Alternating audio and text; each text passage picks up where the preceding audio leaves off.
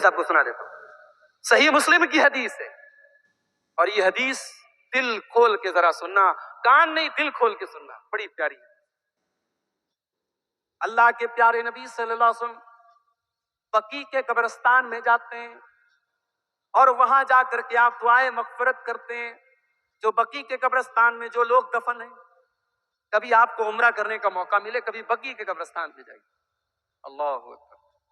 ہمارے یہاں تو زندگی بھر گانجا اور چرس اور ہیروئن پینے والے بھی مر جاتے تو 2 فٹ کی ان کی قبر بنتی ہے اور وہ کوئی بابا بن جاتے ہیں۔ ہمارے بنارس میں پاگل بابا بھی، پاگلوں کی مزاریں بنی، اس ہندوستان میں بلی کی مزار ہے۔ آپ کے گلبرگہ شہر میں چلے جائیے، خواجہ بندہ نواز کی درگاہ کے اندر میں نے دیکھا خواجہ صاحب کی بیٹی نے طوطا پالا تھا، طوطے کی بھی مزار موجود ہے۔ ولی کا طوطا بھی ولی ہوتا ہے بھائی، ولی کی بلی بھی ولی ہوتی ہے۔ یہاں بقیع کے قبرستان میں 10,000 سے زیادہ صحابہ کرام کی قبریں ہیں، کوئی کتبہ نہیں، کوئی اونچی قبر نہیں، کوئی پکی قبر نہیں، سب مٹی کی قبریں ہیں۔ دور تک نظر ڈالو، کوئی نشان نہیں، کوئی پہچان نہیں، اور یہ وہ اللہ کے ولی ہیں، قیامت کی صبح تک ان کے جیسا ولی کوئی پیدا نہیں ہو سکتا۔ یہ نبی کے صحابہ ہیں۔ اس روئے زمین پر اللہ کے نبیوں کے بعد اگر سب سے مقدس کوئی جماعت ہے تو صحابہ کی جماعت۔ یہ بقیع کے قبرستان میں اللہ کے پیارے نبی جاتے ہیں اور وہاں جا کے مغفرت کی دعا کرتے ہیں۔ اس کے بعد اپنے صحابہ کے پاس آپ آتے اور کہتے ہیں میرے صحابہ، وددت انی لقیت اخوانی، میری آرزو ہے کہ میں اپنے بھائیوں سے ملاقات۔ صحابہ نے کہا اولسنا اخوانک یا رسول اللہ، اے اللہ کے رسول کیا ہم آپ کے بھائی نہیں ہیں؟ کہا کہ انتم اصحابی، تم میرے صحابہ ہو، تم میرے بھائی نہیں۔ پھر آپ کے بھائی کون ہیں؟ قربان جاؤں میں اپنے نبی کے اوپر، میرے ماں باپ قربان ہو اللہ کے رسول کے اوپر، میری جان قربان ہو اللہ کے رسول۔ آنے والی تمام نسلوں کے لیے یہ حدیث ایک بہت بڑی خوشخبری ہے۔ اللہ کے نبی فرماتے ہیں میرے بھائی وہ لوگ ہیں جو بعد میں آئیں گے، جنہوں نے میرا دیدار نہیں کیا ہوگا، جنہوں نے میرا زمانہ نہیں پایا ہوگا، جنہوں نے میرے ساتھ غزوات میں شرکت نہیں کی ہوگی، مگر میرا کلمہ پڑھیں گے، میرے اوپر ایمان رکھیں گے، مجھ سے محبت کریں گے، وہ میرے بھائی ہوں گے، اور میں اپنے ان بھائیوں سے ملنا چاہتا ہوں۔ کتنی بڑی خوشخبری ہے ہمارے ہم جیسے گنہگاروں کے لیے میرے بھائی، ہم جو بغیر دیکھے اپنے نبی سے محبت کرتے ہیں، ہم نے نبی کی صحبت نہیں اٹھائی، ہم نبی کے ساتھ غزوات میں شریک نہیں ہوئے، ہم نے نبی کی خدمت کا کوئی موقع نہیں پایا، مگر آج بھی نبی کی وفات کے واقعات حدیثوں میں پڑھتے ہیں تو آنکھوں سے آنسو آ جاتے ہیں، نبی کی تکلیفوں کا ذکر پڑھتے ہیں اور سنتے ہیں تو دل لرز اٹھتا ہے۔ اس نبی سے محبت ہم گنہگاروں کے دل میں کہیں نہ کہیں موجود ہے، اور میرے نبی کہتے ہیں میں اپنے بھائیوں سے ملنا چاہتا ہوں۔ صحابہ نے کہا اللہ کے نبی آپ پہچانیں گے کیسے اپنے بھائیوں؟ آپ کی امت کی پہچان کیا ہوگی؟ آپ نے فرمایا میری امت کی پہچان یہ ہوگی جیسے کسی کے پاس بہت سارے اونٹ ہیں اور وہ اونٹ سرخ رنگ کے ہیں یا کالے رنگ کے ہیں، ان اونٹوں میں کچھ اونٹ ایسے ہیں جن کی پیشانی، اس کے پاس بہت سارے گھوڑے ہیں اور ان گھوڑوں میں کچھ گھوڑے ایسے ہیں جن گھوڑوں کی پیشانی اور جن گھوڑوں کے پیر سفید ہیں، چمکدار ہیں، روشن ہیں۔ تو اگر لاکھوں اس کے پاس گھوڑے ہیں اور ان گھوڑوں میں کچھ چمکدار گھوڑے ہیں جن کی پیشانی چمک رہی ہے، جن کے پیر چمک رہے ہیں، تو کیا اپنے ان گھوڑوں کو نہیں پہچانے گا؟ صحابہ نے کہا ہاں پہچان لے گا۔ آپ نے فرمایا میں اپنی امت کے لوگوں کو ان کے اعضائے وضو سے پہچان لوں گا، ان کے اعضائے وضو چمک رہے ہوں گے، ان کا چہرہ چمک رہا ہوگا، ان کا ہاتھ چمک رہا ہوگا، ان کا پیر چمک رہا ہوگا۔ ارے بے نمازی جس نے زندگی میں نماز کی پابندی نہیں کی، قیامت کے دن اس کے پاس تو نبی سے ملاقات کا پاسپورٹ بھی نہیں ہوگا۔ یہ وضو، یہ نماز کی پابندی اور وضو کی پابندی، یہ قیامت کے دن تیرے نبی سے ملاقات کا پاسپورٹ ہے۔ اگر کوئی بے نمازی ہے اپنی قسمت پہ روئے، اپنی بدقسمتی پہ روئے کہ اسے پیارے نبی سے ملاقات کا شرف نہیں مل پائے گا۔ پیارے نبی پہچانیں گے تو وضو کی پابندی سے پہچانیں۔ اس کے بعد اللہ کے پیارے نبی فرماتے ہیں پھر کچھ ایسے بھی لوگوں کو لایا جائے گا کہ جب وہ میرے حوض کے اوپر آئیں گے اور میں ان کو حوض کوثر کا پانی پلانا چاہوں گا، لا یزادون کما یزاد البعیر الضال، ان کو ہٹا دیا جائے گا، بھگا دیا جائے گا، جیسے اونٹوں کے ریوڑ میں کوئی دوسرا اونٹ آ جائے اور اس کو بھگا دیا جائے، اس کو ہٹا دیا جائے، ان لوگوں کو میرے حوض سے ہٹا دیا جائے گا۔ صحابہ نے پوچھا ہے اللہ کے نبی کیوں ہٹا دیا جائے گا؟ اللہ کے نبی فرشتوں سے پوچھیں گے کیوں ان کو بھگا رہے ہو؟ میری امت کے لوگ ہیں، یہ بھی وضو کر کے آئے، نماز پڑھ کے آئے۔ تو فرشتے کہیں گے انک لا تدری ما احدثوا بعدک، اے اللہ کے نبی آپ نہیں جانتے یہ بدعتی لوگ ہیں، ان کے یہاں ہر سال کوئی نئی بدعت پیدا ہوتی تھی، ان کے یہاں بدعتیں انڈے بچے دیتی تھی، ہر سال بدعت کا ایک نیا فلیور، ایک نیا ورژن، ایک نیا اپڈیٹ ان کے یہاں آتا تھا۔ یہ بدعتی لوگ تھے، انہوں نے آپ کے دین کی شکل کو بدل ڈالا تھا۔ جب اللہ کے پیارے نبی یہ سنیں گے تو کہیں گے سحقن سحقن لمن غیر بعدی، ان کو گھسیٹ کر کے جہنم میں لے کے جاؤ، انہوں نے میرے دین کو بدل ڈالا۔ اللہ ہم سب کو بدعت و خرافات سے بچائے۔ تو مشرک کو نبی کی شفاعت نہیں ملے گی، اور بدعتی کو حوض کوثر سے دھتکار دیا جائے گا۔ اس لیے زندگی کی آخری سانس تک شرک اور بدعت سے میرے بھائیو اپنے آپ کو بچائیں۔ تو توحید یہ ہے میرے بھائی۔ تو توحید کی پہلی قسم ہے توحید ربوبیت، اللہ ہی کو رب ماننا، اور توحید الوہیت کا مطلب میں نے بتایا عبادت کی ساری ویرائٹیز کو اللہ کے لیے خاص کر دینا۔ اب توحید کی تیسری قسم بھی سمجھ لیجیے۔ توحید کی تیسری قسم یہ ہے کہ اللہ تعالیٰ کے جتنے نام آئے ہیں قرآن و سنت، جتنی صفات آئی ہیں ان سب پر ہم ایمان رکھتے ہیں۔ مثال کے طور پر قرآن و حدیث میں آیا کہ اللہ کا ہاتھ ہے۔ اب اللہ کا ہاتھ ہے ہم مانتے ہیں، اور یہ ہم بغیر تمثیل کے مانتے ہیں۔ اللہ کا ہاتھ ہے، ہمارے جیسا نہیں ہے، ہم مثال نہیں دیتے، ہم تمثیل بھی نہیں کرتے، اور ہم کیفیت بھی نہیں بتاتے کہ اللہ کا ہاتھ نعوذ باللہ ہمارے ہاتھ کے جیسا نہیں۔ نہ ہم مثال دیتے ہیں، نہ کیفیت بیان کرتے ہیں، اور نہ ہی ہم تحریف کرتے ہیں۔ جیسے کچھ لوگوں نے کہا نہیں صاحب اللہ کے لیے ہاتھ کا لفظ آیا ہے قرآن میں حدیث میں، ہم ہاتھ کا ترجمہ ہاتھ سے نہیں کریں گے، ہم ہاتھ کا ترجمہ کریں گے قبضہ قدرت۔ بعض لوگوں کو دیکھو ترجمہ کیا کرتے ہیں، اس ذات کی قسم جس کے قبضہ قدرت پہ میری جان۔ یہ قبضہ قدرت کا ترجمہ غلط ہے اور سلف کے عقیدے کے خلاف۔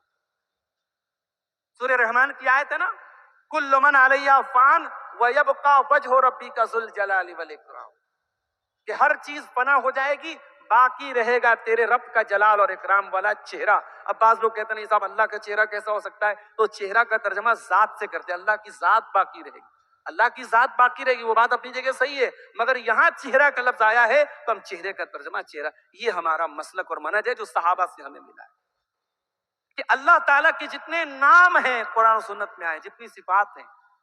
ابھی ایک صاحب کے بچے کا نام میں نے پوچھا تو انہوں نے کہا عبد الارباز نام، یہ نام صحیح ہے؟ نہیں، صحیح نہیں ہے نام۔ عبد جب لگائیں گے، عبد کے آگے اللہ کا کوئی ایسا نام آنا چاہیے جو قرآن و سنت میں آیا، یا تو قرآن و سنت میں ایگزیکٹ آیا ہو یا اس کی میننگ آئی ہو، تب بھی مان لیا جائے۔ اسی لیے علامہ البانی رحمۃ اللہ علیہ اللہ تعالیٰ کو ستار نہیں بولتے تھے۔ ایک مرتبہ حادثہ ہوا، علامہ البانی جا رہے تھے کار سے، راستے میں ایکسیڈنٹ ہو گیا، کار کہیں تیز رفتار کار کسی چیز میں جا کے لڑ گئی، تو ان کے ساتھ جو لوگ تھے سب چلانے لگے یا ستار یا ستار۔ تو علامہ البانی نے اس ایکسیڈنٹ کے موقع پر، اس نازک موقع پر کہا نہیں، یا ستار مت کہو، یا ستیر کہو۔ اللہ تعالیٰ کا نام ستار نہیں آیا ہے قرآن و سنت میں، ستیر آیا ہے۔ ستیر کے معنی کیا ہوتا؟ پردہ ڈالنے والا۔ ستار کے معنی بھی پردہ ڈالنے والا، مگر ستار نہیں آیا تو علامہ البانی منع کرتے تھے ستار مت۔ تو اللہ تعالیٰ کے جتنے نام آئے ہیں ان ناموں پر ایز اٹ از ایمان رکھنا، کہ جیسے وہ آئے ہیں ہم ان پر ایمان رکھنا، ان کو کوئی مثال نہیں دیتے، ان کی کیفیت بیان نہیں کرتے، ان کا انکار نہیں کرتے، ان کی تحریف نہیں کرتے۔ اس عقیدے کو بولتے ہیں توحید اسماء و صفات۔ یہ توحید کی 3 قسمیں ہیں، ان تینوں کو ہمیں ماننا ہے۔ اور یاد رکھیے توحید کا ایک بہت امپورٹنٹ پہلو میں بیان کر دوں، وقت زیادہ لے رہا ہوں میں آپ کا۔ توحید کا ایک بہت امپورٹنٹ پہلو یہ بھی ہے میرے بھائی، ہمارے کلمہ توحید کی شروعات اللہ سے ہوتی ہے۔ کبھی آپ نے غور کیا ہمارا کلمہ ایسے بھی تو ہو سکتا تھا، اللہ ہی ہمارا معبود ہے، ہمارا کلمہ ایسے نہیں ہے، ہمارا کلمہ لا سے شروع ہوتا ہے، لا الہ الا اللہ، نہیں ہے کوئی معبود مگر اللہ۔ ایسا کیوں ہے؟ ایسا اس لیے ہے کہ توحید میں جب تک ہم غیر اللہ کی عبادت کا انکار نہ کریں تب تک توحید کمپلیٹ نہیں ہے۔ اللہ کو رب ماننا کافی نہیں ہے، غیر اللہ رب نہیں ہو سکتا، یہ بھی ماننا ضروری ہے۔ اللہ ہماری بگڑی بنانے والا ہے اتنا مان لینا کافی نہیں ہے، اللہ کے سوا کوئی بگڑی بنانے والا نہیں ہے، یہ بھی ماننا ضروری ہے۔ ایک قدم اور آگے بولوں، اللہ ہی ہمارا دستگیر ہے، غوث اعظم ہے، مددگار ہے، یہ ماننا کافی نہیں ہے۔ اللہ کے سوا کوئی دستگیر نہیں، اللہ کے سوا کوئی غریب نواز نہیں، اللہ کے سوا کوئی بندہ نواز نہیں، اللہ کے سوا کوئی غوث اعظم نہیں۔ جب تک یہ عقیدہ نہ رکھا جائے توحید مکمل نہیں ہو سکتی۔ اتنا نازک مسئلہ ہے توحید، لوگوں نے کھیل بنا کے رکھا۔ وَمَن يَكْفُرْ بِالطَّاغُوتِ وَيُؤْمِن بِاللَّهِ فَقَدِ اسْتَمْسَكَ بِالْعُرْوَةِ الْوُثْقَىٰ۔ آیت الکرسی کے بعد والی آیت ہے کہ جو طاغوت کا انکار کرے اور اللہ کے اوپر ایمان لائے، اس نے اللہ کے مضبوط کڑے کو پکڑ لیا، اس نے توحید کو تھام۔ تو توحید کا معاملہ اتنا نازک ہے، اور یہ توحید، اس کا فائدہ کیا ہے؟ دو چار پوائنٹ بیان کر کے بات ختم کروں گا۔ توحید کا فائدہ کیا ہے؟ توحید ہمیں سکون دیتی۔ جس بندے کے دل میں توحید ہوگی اس کا دل پرسکون رہے گا۔ یہ توحید کی برکت ہے۔ توحید پر چلنے والا، توحید کے عقیدے کو رکھنے والا، وہ کبھی ڈپریشن کا شکار نہیں ہے۔ توحید نام ہے سکون کا، توحید نام ہے دل کے سکون اور اطمینان کا۔ وَمَن يُرِدِ اللَّهُ أَن يَهْدِيَهُ يَشْرَحْ صَدْرَهُ لِلْإِسْلَامِ۔ جس کو اللہ تعالیٰ ہدایت دینا چاہتا ہے اس کے سینے کو کھول دیتا ہے۔ وَمَن يُرِدْ أَن يُضِلَّهُ يَجْعَلْ صَدْرَهُ ضَيِّقًا حَرَجًا كَأَنَّمَا يَصَّعَّدُ إِلَى السَّمَاءِ۔ اور جس کو اللہ تعالیٰ گمراہ کر دیتا ہے اس کے سینے کو تنگ کر دیتا ہے، اور وہ ایسا محسوس کرتا ہے جیسے بڑی مشکل سے وہ اونچائی کی طرف چڑھ رہا ہے۔ کبھی آپ پہاڑ پہ چڑھیے، کبھی کسی بلندی پر چڑھیے، تو چڑھنے میں انسان کو کبھی کبھی ایک دم اس کا دم گھٹنے لگتا ہے، اس کا سینہ تنگ ہو جاتا ہے۔ تو جو مشرک ہوتا ہے، جو گمراہ ہوتا ہے، اللہ اس کی مثال دے رہا ہے کہ اس کا سینہ ایک دم تنگ ہوتا ہے، اس کے دل کو سکون، اس کے سینے کو کشادگی نہیں ملتی۔ یہ توحید کی پہلی برکت ہے۔ توحید کی دوسری برکت، توحید امن اور چین پیدا کرتی ہے۔ دنیا کا سارا فساد اور بگاڑ کفر و شرک کی وجہ سے ہے۔ توحید جہاں رہے گی، پکی توحید، وہاں امن اور چین آئے گا، اور یہ اللہ کا وعدہ ہے۔ اللہ نے فرمایا الذین آمنوا ولم یلبسوا ایمانہم بظلم اولئک لہم الامن وہم مہتدون، کہ جو ایمان لائے اور ایمان کے ساتھ شرک کی کوئی ملاوٹ نہیں کی، ان کو امن ملے گا، ان کو چین ملے گا، ان کو نجات ملے گی، دنیا میں بھی امن کے ساتھ رہیں گے، آخرت میں بھی امن کے ساتھ۔ توحید کا ایک اور فائدہ ہے میرے بھائیوں، توحید پر چلنے والا بے غیرت نہیں ہوتا، با غیرت ہوتا ہے۔ توحید پر چلنے والا غیرت مند ہوتا ہے۔ جو انسان غیرت سے محروم ہے، سمجھ جاؤ اس کی توحید میں کمی، اس کے عقیدے میں کمی۔ جس کو کوئی فرق نہ پڑے اس کی بیوی کس کے ساتھ گھومنے جا رہی ہے، اس کی بیٹی کہاں جا رہی ہے، اس کی بہن کہاں جا رہی ہے، جس کی غیرت، جس کے اندر غیرت مر جائے، سمجھ جاؤ کہ اس کی توحید بھی مر رہی ہے۔ آئیے حدیث آپ کو سنا دیتا ہوں۔ اللہ کے پیارے نبی کے صحابی ہیں 7 دن عبادہ، وہ کہتے ہیں کہ اگر میں اپنی بیوی کو کسی غیر مرد کے ساتھ دیکھ لوں گا، میں اس آدمی کو مار دوں گا، تلوار سے قتل کر دوں گا۔ اگر میں تنہائی میں اپنی بیوی کو کسی غیر مرد کے ساتھ دیکھ لوں گا، میں I will kill him، میں اس آدمی کو قتل کر دوں گا۔ صحابہ کو یہ بات بڑی بھاری لگی۔ صحابہ نے یہ بات اللہ کے رسول کے سامنے ذکر کی کہ اے اللہ کے رسول، 7 دن عبادہ ایسی بات کر رہے ہیں۔ اللہ کے پیارے نبی نے فرمایا اتعجبون من غیرت سعد، کیا تمہیں سعد کی غیرت پر تعجب ہو رہا ہے؟ تمہیں بڑی حیرت ہو رہی کہ سعد نے ایسی بات کیوں کہہ دی؟ کان کھول کر کے سن لو، سعد سے زیادہ غیرت والا تو میں ہوں، اور مجھ سے زیادہ غیرت والا اللہ ہے۔ اور اسی لیے اللہ تعالیٰ نے تمام فحش کاموں کو، تمام گندے کاموں کو، ہر قسم کی زناکاری کو، بدکاری کو، بے حیائی کو، لواطت کو، لڑکا لڑکی کے ناجائز تعلق، لڑکی لڑکی کے ناجائز تعلق، لڑکا لڑکا، جتنی بھی خباثت اور گندگی کی جتنی ناجائز قسم، سب کو اللہ نے حرام کیا۔ کیوں؟ اللہ غیرت والا ہے۔ توحید جب آئے گی تو غیرت آئے گی۔ جس سوسائٹی میں توحید نہیں ہوگی، جس سوسائٹی میں قبر پرستی ہوگی، جس سماج میں غیر اللہ کو مشکل کشا مانا جائے گا، وہاں غیرت بھی مرے گی میرے بھائیوں، وہاں بے حیائی آئے گی، بے غیرت آئے گی۔ اور آگے بڑھیے، توحید کا ایک فائدہ اور بھی ہے، توحید پر چلنے والا صابر ہوتا ہے۔ بچہ مر جائے،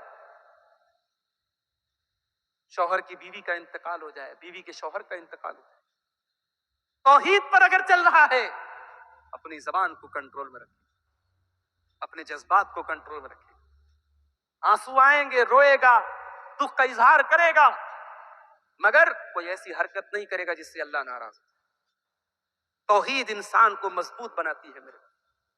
اللہ کے پیارے حبیب کو دیکھو، آپ کو بڑی آرزو تھی بیٹے کی، حضرت خدیجہ سے جو بیٹے پیدا ہوئے، قاسم پیدا ہوئے انتقال کر گئے، عبداللہ پیدا ہوئے انتقال کر گئے۔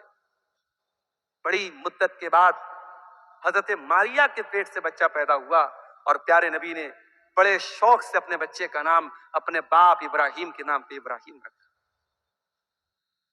بیٹے کی خواہش تو اللہ کے نبی کو بھی تھی نا، بیٹے کی خواہش ہونا بری نہیں ہے، نبیوں کو بھی خواہش ہوتی۔ بیٹا تھوڑا بڑا ہوا، عرب کے دستور کے مطابق اللہ کے نبی نے دیہات میں بھیجا۔ دیہات میں بچے جاتے تھے، وہیں دودھ پیتے تھے، دائی لوگوں کا دودھ پیتے تھے، اور دیہات میں ان کی ماس پیشیاں مضبوط ہوتی تھی، ان کا بدن مضبوط ہوتا تھا۔ یہ بچہ ابراہیم رضی اللہ تعالیٰ عنہ، یہ بچے یہ دیہات میں جا کے پرورش پانے لگے، 1.5 سال کے ہو گئے۔ اللہ کے نبی کو پتا چلا کہ میرا بچہ بہت بیمار ہے۔ آپ نے صحابہ سے کہا چلو، صحابہ کی ایک جماعت کو لے کے گئے۔ آپ وہاں گئے تو بچہ آپ کا بخار میں تپ رہا تھا۔ بچے کو آپ نے گود میں لیا، بچے کی سانسیں اکھڑ رہی تھی، بچہ موت کے قریب پہنچ چکا تھا، بچہ آخری سانسیں لے رہا تھا۔ اللہ کے پیارے حبیب کی آنکھوں میں آنسو، آپ رونے لگے۔ صحابہ نے کہا اللہ کے نبی آپ رو رہے؟ کہا کہ ہذہ رحمت جعلها اللہ فی قلوب عبادہ۔ اے میرے صحابہ، یہ آنسو ایک باپ کے آنسو ہیں جو بیٹے کے لیے نکلتے ہیں۔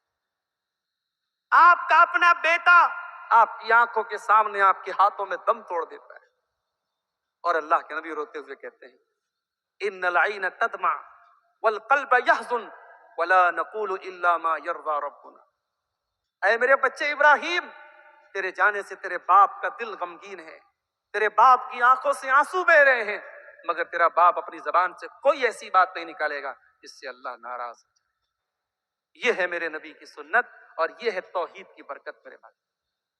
کبھی غور کیجئے گا، اللہ کے پیارے نبی کی پرسنل لائف پر غور کیجئے گا، آپ نے کتنی ٹینشنز آپ کو دی جاتی تھی۔ 3 بیٹیوں کا جنازہ آپ نے اٹھایا، بیٹے جو پیدا ہوئے بچپن میں انتقال کر گئے، آپ پر پرسنل اٹیک کیا گیا، طائف پہ پتھر مارے گئے، سجدہ کی حالت میں گندگی آپ کے کندھے پر ڈالی گئی، اپنے وطن سے نکلنے پر مجبور کیا گیا، آپ ہی کے خاندان کے لوگ آپ سے لڑنے کے لیے میدان میں آ گئے، مدینہ کو ختم کرنے کی سازش رچی گئی، یہودی الگ سازش کر رہے ہیں، مکہ کے کفار الگ سازش کر رہے ہیں، آپ کو زہر تک دیا گیا، کتنی ٹینشن ہے، مگر کیا اللہ کے نبی مسکراتے نہیں، ہنستے نہیں تھے، صحابہ کے ساتھ ہنسی مذاق نہیں کرتے تھے، اللہ کے دین کا کام نہیں کرتے تھے؟ یہ ساری ٹریجڈی ایک طرف، یہ ساری مصیبتیں ایک طرف، اور نبی کا مشن ایک طرف، نبی کا کام ایک طرف، نبی کی دعوت ایک طرف، نبی کی حرکت ایک طرف۔ میرے پیارے ساتھیوں، توحید ہمیں یہ سبق بھی دیتی ہے، اور پیارے نبی کی توحید والی زندگی ہمیں یہ سبق دیتی ہے کہ بندہ اگر توحید کے راستے پر ہے تو بڑی بڑی مصیبت بھی وہ صبر و استقامت کا پہاڑ بن سکتا ہے۔ اور توحید کا ایک فائدہ یہ بھی ہے میرے بھائی، توحید پر چلنے والا قناعت پسند ہوتا ہے، پیسے کا بھوکا نہیں ہوتا ہے، لالچی نہیں ہوتا ہے، حرام طریقوں سے پیسہ کمانے کے چکر میں نہیں پڑتا ہے۔ جو میرے مقدر میں حلال طریقے سے مل گیا، دیٹ از انف، بس ہو گیا، حرام کا راستہ نہیں اپناتا ہے۔ توحید پر چلنے والا یہ عقیدہ رکھتا ہے ان ربک یبسط الرزق لمن یشاء ویقدر، میرا رب جس کو چاہتا ہے روزی کشادہ کر دیتا ہے، جس کے لیے چاہتا ہے روزی تنگ کر دیتا ہے۔ اللہ کو خوب پتا ہے کس کو کتنی روزی دینا ہے۔ میں بہتر کی کوشش کروں گا، میں بہتر کے لیے ایفرٹ کروں گا، میں بہتر کے لیے اسٹرگل کروں گا، میں حرام راستہ نہیں اپناؤں گا، میرے مقدر کی روزی مجھے ملے گی، کوئی مائی کا لال چھین نہیں سکتا ہے۔ توحید ایک بندے کو حرام سے بچاتی ہے، توحید ایک بندے کو قناعت سے۔ توحید کا ایک فائدہ اور بھی ہے میرے بھائیوں، توحید پر چلنے والا دنیا کی نظروں کے سامنے بھی گناہ سے بچتا ہے، اور اکیلے میں جب کوئی دیکھنے والا نہ ہو تبھی وہ بندہ گناہوں سے بچتا ہے، کیونکہ اس کا ایمان ہوتا ہے، اس کا عقیدہ ہوتا ہے میرا رب وہ ہے جو سمیع ہے، سب کچھ سننے والا ہے، میرا رب وہ ہے جو بصیر ہے، سب کچھ دیکھنے والا ہے۔ میں دنیا کے کیمروں سے بچ جاؤں گا، میں دنیا کی نظروں سے بچ جاؤں گا، اپنے رب کے کیمرے سے کیسے بچوں گا، اپنے رب کے ریکارڈ سے کیسے بچوں گا؟ کرامن کاتبین تو سب لکھ رہے ہیں، اللہ کی نظریں تو سب دیکھ رہی ہیں۔ توحید جتنی پکی ہوگی بندہ گناہوں سے اتنا بچے گا۔ اسی لیے اللہ قرآن میں کہتا ہے انما یخشی اللہ من عبادہ العلماء، اللہ کے بندوں میں اللہ سے وہی ڈرتے ہیں جو علماء ہوتے ہیں، جو اللہ کو جاننے والے ہوتے ہیں۔ جو بندہ اللہ کو جتنا جانے گا، جتنا اللہ کی توحید کا علم حاصل کرے گا، اتنا اللہ کا ڈر اس کے دل میں پیدا ہوگا۔ اسی لیے بچوں کو اللہ کے بارے میں بتاؤ، توحید کے بارے میں بتاؤ۔ حضرت لقمان اپنے بچے کو کیا سکھاتے ہیں؟ یا بنیا انہا ان تک مثقال حبۃ من خردل فتکن فی صخرۃ او فی السماوات او فی الارض یأتی بها اللہ۔ اے میرے بچے، ایک رائی کے دانے کے برابر بھی اگر کوئی چیز کسی چٹان کے نیچے ہوگی، آسمانوں میں کہیں ہوگی، زمین میں کہیں ہوگی، یأتی بها اللہ، اللہ اس رائی کے دانے کے برابر چیز کو بھی سامنے لے آئے گا۔ میرے عزیزوں، میرے بھائیوں، میرے بزرگوں، یہ توحید وہ چیز ہے جو آپ کے دل میں اللہ کا خوف پیدا کرتی ہے، جو آپ کو گناہوں سے بچاتی ہے۔ مشکل سے مشکل حالت میں بھی توحید آپ کو مضبوطی دیتی ہے، آپ کو ڈھارس بتاتی ہے۔ توحید پر چلنے والا کبھی سوسائڈ نہیں کرتا، توحید پر چلنے والا کبھی ڈپریشن کا شکار نہیں ہوتا۔ کہ دنیا کے سارے راستے جب بند ہو جائیں، توحید پر چلنے والا جانتا ہے کہ میرے رب کا راستہ ابھی بھی کھلا ہے، میرے رب کا در ابھی بھی کھلا ہے، میرا رب ابھی بھی میری بگڑی بنا سکتا ہے۔ یہ عقیدہ انسان کو ٹوٹنے نہیں دیتا ہے، انسان کو بکھرنے نہیں دیتا ہے۔ اس لیے میرے بھائیوں، اپنی توحید کو مضبوط کرو، اپنے عقیدے کو مضبوط کرو۔ اور یہ توحید کیسے مضبوط ہوگی؟ قرآن و سنت کا مطالعہ کرنے سے اور قرآن و سنت پر عمل کرنے سے، اللہ اور اس کے رسول کی اطاعت کرنے سے۔ اپنی زندگی میں دین کو لاؤ، اپنی زندگی میں توحید کو لاؤ، آپ اپنی زندگی میں چینجنگ دیکھیں گے، آپ اپنی لائف سٹائل میں بدلاؤ دیکھیں گے۔ اگر آپ کی توحید کمزور ہوگی، آپ بہت سارے معاملات میں فیل ہو جائیں گے۔ ہم اللہ سے دعا کرتے ہیں رب